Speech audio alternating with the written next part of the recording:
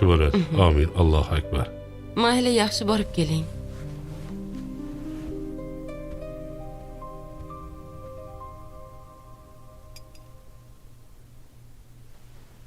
Dada, meni aldamang. Nonushtani aniq hammasini yedingiz-a? Men ham ekan. Sizga doim aytaman, doktorlar bergan dorini vaqtida iching deb. Mana, endi shifoxonadamiz. Mayli. Bundan ham o'tib ketamiz-a? Qizim. Men o'zim Dedimmi, tamom. Dadajon, men ishga borishim kerak. Siz dam oling. Kechroq kelaman, xo'p? o'zingni ehtiyot qilgin qizim. Xo'p.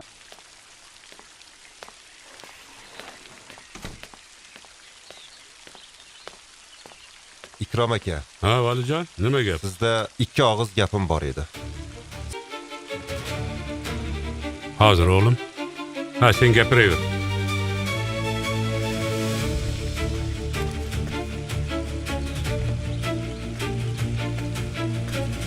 Shu chiroqlarni almashtirsam ekan deb sizdan so'ramoqchiman. Mayli. Almashtir. Valijon, sen bunaqa ishlarni mendan yaxshiroq bilasan. Keyin ukangni ana u odam ko'p joylarga olib borma. O'zini yomon his qiladi. Xo'p. Toza havoda aylansanglar ham yetadi. Endi bu yoqni o'zing bilasan. Xavotir olmang, hammasi joyida bo'ladi. Bo'pti, bolam. Xo'p, mana sekin rejamiz bo'yicha harakat qilyapmiz-ku. Shirin, biz kichkina bo'lsa ham xato qilmasligimiz kerak. Senga alohida ijaraga uy olamiz. Nega alohida? Ko'rding-ku, kecha Ikrom aka uyimizgacha keldi. Yaxshi, lekin oyimlar nima deydilar? Kechga kelganimizda shu haqida gaplashamiz. Ungacha men ijaraga uy topib turaman. Bo'pti, ketdik unda.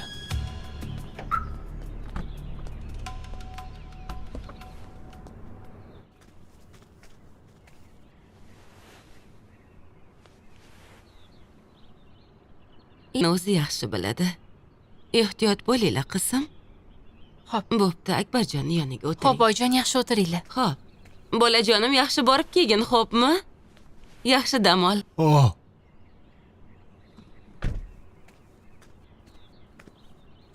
Shohruh, qani menga qara. Xo'p. Vaziyat og'ir. Quyonvoy, o'zing hammasini bularga tushuntirarsan-a? Hop, aytaman.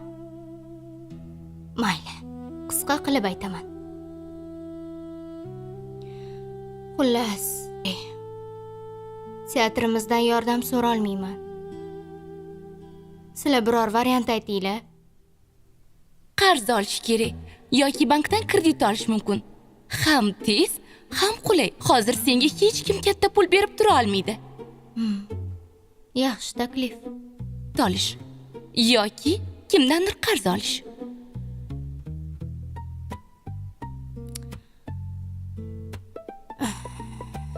Hech kim qarz bermaydi, ayniqsa bizga. Men ham shunaqa deb o'ylayapman. Yaxshisi, kredit ola qolamiz-a? Lekin u kreditni ham har oy to'lash kerak. Buni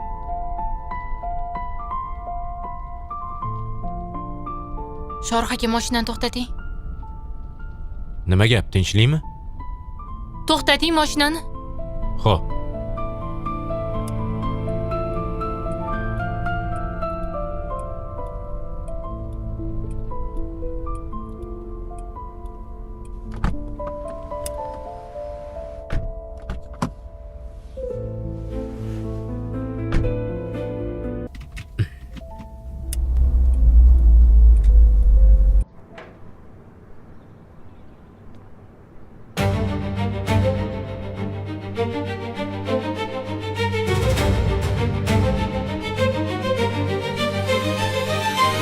Men seni qamatmayotganimga shukr qilgin.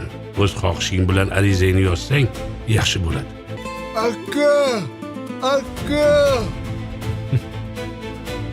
Odamlarni ko'zi uchun degan. Lekin nikoh adashmasam Akbarjon bilan bo'lgan. Shu bolani tuzalib ketishiga ishonasizmi? Ha, nimaga ishonmay? Unda tuzalish alomatlari bor. Ularni Shohrux mashinasida olib ketdi. Shohrux olib ketdi degin. Uyga Yulduz keldi. Qaysi yulduz? Shirinning haqiqiy onasi Yulduz. Demak, Samira Akbarjondan alohida yotgan ekanda. Agar Shohrux Samiradan qancha uzoqroq tursa, Ba'zan insonni eng ko'p kuydiradigan narsa ayriliq emas, tirik holda o'z bakstini o'z qo'li bilan dafn qilish majburiyatidir. Shu qism aynan mana shu og'riq bilan uradi. Hamma narsa go'yoki odatdagidek davom etayotgandek ko'rinadi, lekin aslida har bir tabassum ostida bir sir, har bir sukut ichida bir faryod yashirin. Eng dahshatlisi esa shuki, bu safar hech kim ochiqcha yomonlik qilmayapti, lekin baribir hamma bir-birining taqdirini sekin-sekin barbod qilib boryapti. Samiraning ichki holati bu qismda ayniqsa og'ir ochildi. U bir tomondan otasining hayoti uchun yuguryapti, ikkinchi tomondan yuragini allaqachon boshqa odamga berib bo'lgan holda Akbarning yonida yashashga majbur. Uning otasi oldida o'zini tutishi, qo'rqinchini yashirib mehr ko'rsatishi, pul masalasini yolg'iz ko'tarishga qaror qilishi shuni ko'rsatadiki, Samira endi oddiy qiz emas, u hayot zarbalari ostida tez ulg'aygan ayolga aylanib boryapti. Shifokor aytgan operatsiya puli oddiy raqam emas, bu Samiraning keyingi qarorlarini o'zgartirib yuboradigan bosim. Chunki puli yo'q odamning faqat tanlovi kamaymaydi, uning g'ururi ham, orzusi ham, sevgisi ham sinovga tushadi. U otasiga haqiqatni aytmaydi, chunki o'zi azobni ko'tarishga tayyor. Lekin yaqinining ko'zida umidsizlik ko'rishga tayyor emas. Bu juda muhim nuqta, chunki Samira endi dardini aytadigan emas, yutadigan qahramonga aylanmoqda. Ana shunday odamlar esa ko'pincha bir nuqtada portlaydi. Shohrux bilan bo'lgan sahnalar esa butun qismning yuragi bo'ldi. Ularning orasidagi hislarni endi inkor qilib bo'lmaydi. Bu yerda gap shunchaki sevgi haqida emas, kechikkan. Noto'g'ri va eng yomoni, har kuni ko'z oldida yashashga majbur bo'lgan sevgi haqida ketmoqda. Shohruxning o'zini tiyishga urinishi sovuqqonlik emas. Aksincha u ichidan yonib turganini yashirishga urinayotgan erkakning ojizligi. U Samirani itarmaydi. U o'zini undan uzoqlashtirmoqchi bo'ladi. Farq juda katta. Chunki sevmasa, bu qadar qo'rqmagan bo'lardi. Samira esa bu qismda birinchi marta yuragini yashirmay qo'ydi.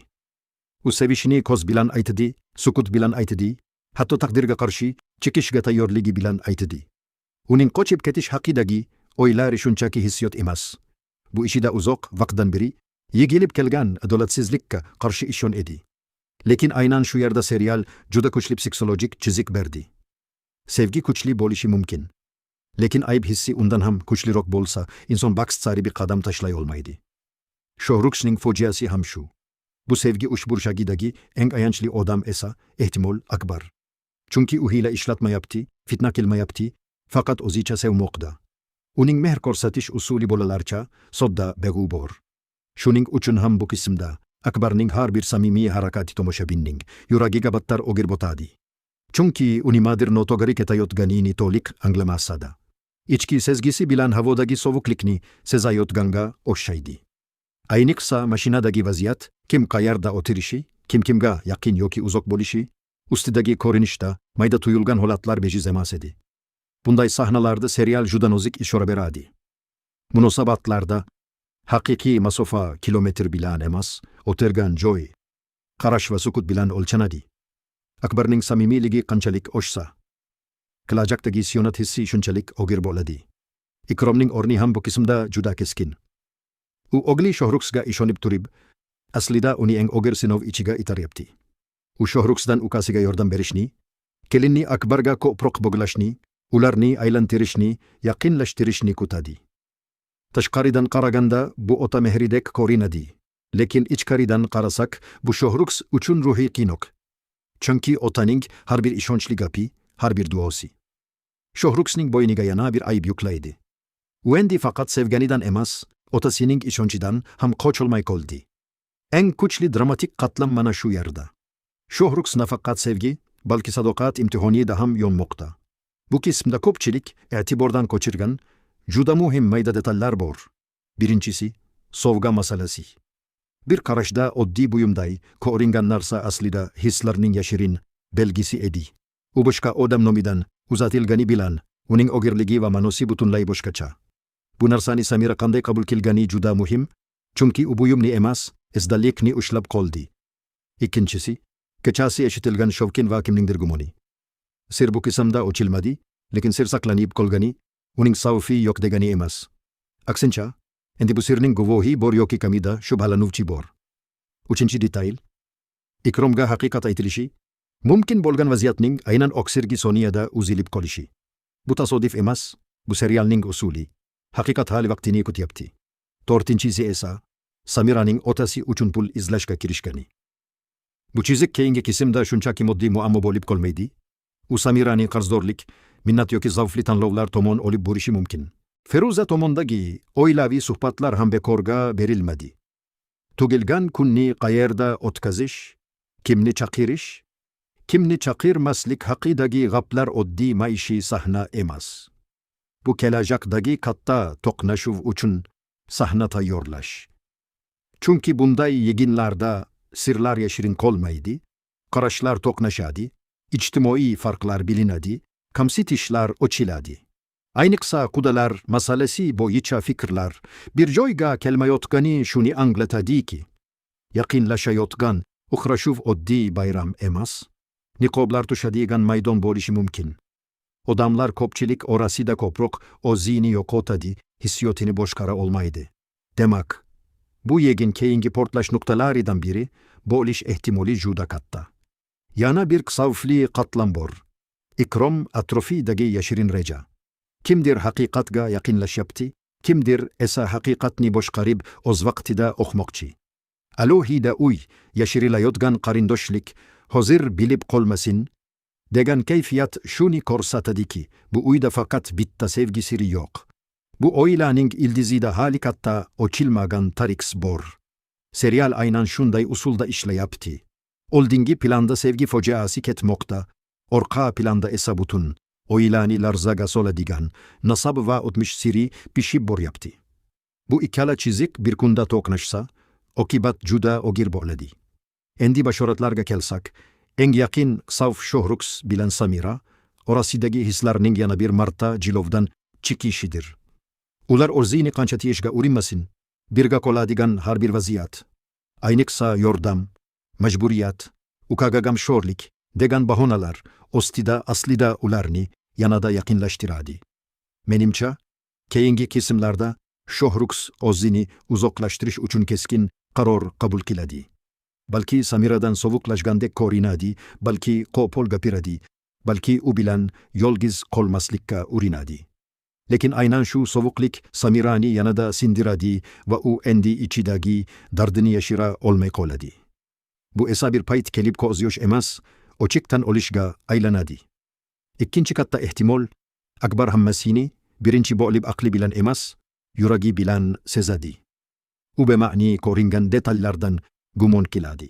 Samiraning unga mer ko'rsatishga urinishi, ammo chin issiqlik bera olmasligi, Shohruxning nazarini ko'chirishi, uy ichidagi asabiya sukunat Akbarni ichidan o'zgartiradi. Agar u haqiqatning bir uchini ushlab qolsa, bu serialdagi eng ayanchli burilishlardan biri bo'ladi. Chunki begonaning gazabi savfli, ammo beg'ubor insonning ko'ngli sinishi undan ham savfliroq. Uchinchi ehtimol, Samiraning otasi uchun pul masalasi uni Shohrux bilan yana to'qnash keltiradi. Shohrux yashirin yordam berishga urinsa, bu yordam shunchaki yaxshilik bo'lib qolmaydi, hislarning isboti bo'lib ko'rinadi. Samira buni qabul qilsa ham azob chekadi, rad etsa ham azob chekadi. Yana bir tomoni, agar pul masalasi boshqa odamlar quloqiga yetsa, Samiraning zaif nuqtasidan foydalanmoqchi bo'ladiganlar chiqishi mumkin. Bu esa sevgi fojiasini ijtimoiy bosim bilan qo'shib yuboradi. To'rtinchi va eng dahshatli ehtimol shuki, sir birdaniga emas, bo'lak-bo'lak ochiladi. Kimdir shunchaki shubha qiladi, kimdir noto'g'ri talqin qiladi, kimdir yarim haqiqatni aytadi. Ana shu yarim haqiqatlar to'liq haqiqatdan ham yomonroq bo'ladi. Chunki odamlar to'liq manzarani bilmay turib hukm chiqaradi. Ikrom aynan shunday holatda portlashi mumkin. Unga haqiqat bir zarbada emas, gumon, ishora va tasodiflar orqali yetib borsa, u eng avvalo Shohruxni ksiyonatchi deb ko'radi. o'sha lahza o'ta bo'la orasidagi ishonch bir martasinsa uni qayta tiklash juda qiyin bo'ladi. Menga eng kuchli ta'sir kelgan narsa shuki, bu qismda hech kim yomon ko'rinishni istamadi, lekin hamma bir boshqasiga og'riq bo'lib tegdi. Samira yashash uchun kurashyapti, Shohrux vijdoni bilan o'lishyapti, Akbar sevgi so'rayapti, Ikrom oila saqlamoqchi, lekin taqdir ularning har bir yaxshi niyatini boshqasining jarohatiga aylantirib yuboryapti. Mana shu sababli oldinda kelayotgan to'qnashuv oddiy janjal bo'lmaydi. Bu qarorlar to'qnashuvi bo'ladi, sevgining burch bilan urushi bo'ladi, haqiqatning kechikib kelgan jazosi bo'ladi. Va eng qo'rqinchlisi, bu hikoyada kim haq, kim nohaq degan savol tobora yo'qolib boryapti. Endi savol bitta. Kim birinchi bo'lib sinadi? Samirami, Shohruxmi, Akbarmi yoki hammani bir uyga yegib turgan o'sha so'nggi ipmi? Shuni his qilish qiyin emas. Keyingi qismda endi yuraklar yashirmaydi, ko'zlar sotadi. Sukut esa eng baland haqiqatga aylanadi. Feruza tomondagi oilaviy suhbatlar ham bekorga berilmadi. Tug'ilgan kunni qayerda o'tkazish, kimni chaqirish, kimni chaqirmaslik haqidagi gaplar oddiy maishiy sahna emas. Bu kelajakdagi katta to'qnashuv uchun sahna tayyorlash. Chunki bunday yeginlarda sirlar yashirin qolmaydi, qarashlar to'qnashadi, ijtimoiy farqlar bilinadi, kamsitishlar ochiladi. Ayniqsa qudalar masalasi bo'yicha fikrlar bir joyga kelmayotgani shuni anglatadiki, yaqinlashayotgan uchrashuv oddiy bayram emas, niqoblar tushadigan maydon bo'lishi mumkin. Odamlar ko'pchilik orasida ko'proq o'zini yo'qotadi, hissiyotini boshqara